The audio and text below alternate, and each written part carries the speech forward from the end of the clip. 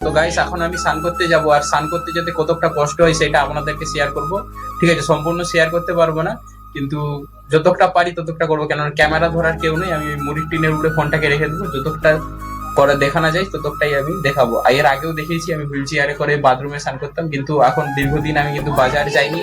ঠিক আছে, বাজার যাইনি, আর বাজার না যাওয়ার কারণে আমি কিন্তু বিছানায় অনেকদিন পরে আছি। তাই বিছানা থেকে কিভাবে আমাকে স্নান করতে নিয়ে যাই সেটাই আপনাদেরকে মূলত দেখাবো। কতটা কষ্ট হয় সেটা আপনাদেরকে শেয়ার করবো। মানে আমার তো কষ্ট হয়নি, যারা আর কি আমাকে চাকিয়ে দিয়ে যায়, একটা আমি 65 কেজি ওয়েটের ছেলে, তো কতটা কষ্ট হয় সেটাই আপনাদেরকে শেয়ার করবো আমার মানুষের। ঠিক তো গাইস, রোজকের মতো যেমন ভাবে স্নান করতে চাই আজকেও যাচ্ছি, আর সেই জিনিসটাই আপনাদের কাছে শেয়ার করছি।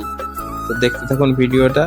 আজকে আমার মা আর কাকিমা আমাকে নিয়ে যাচ্ছে এই জায়গায়। কোনোদিন আমার বোন বা বাবা ধরে আমাকে এলিয়ে সেই বেঞ্চিতে বস করিয়ে দেয়। তো আমাকে দেখে কেউ বলতে পারবে না গাইস যে আমি একজন প্রতিবন্ধী মানুষ, 5 বছর ধরে হাঁটাচলা করতে পারি না। মানে ভালো প্যান্ট জামা পরে একটা ভালো স্থানেতে যে বেঞ্চি বা চেয়ারে যে যদি বসি, কেউ বলতে পারবে না আমি একজন প্রতিবন্ধী মানুষ। আজকে 5 বছর ধরে প্রতিবন্ধী জীবনযাপন করছি। তো এই 5 বছরের প্রতিবন্ধী জীবনযাপনের একটা অভিজ্ঞতা নিয়ে বা শিক্ষা নিয়ে আপনাদের কাছে একটা বার্তা দিতে চাই। তো গাইস, কোনোদিন কোনো জিনিস নিয়ে গুমার অহংকার করবে না।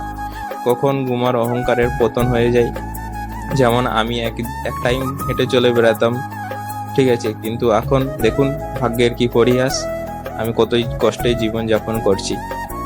তাই কোনো গুমার অহংকার করবে না।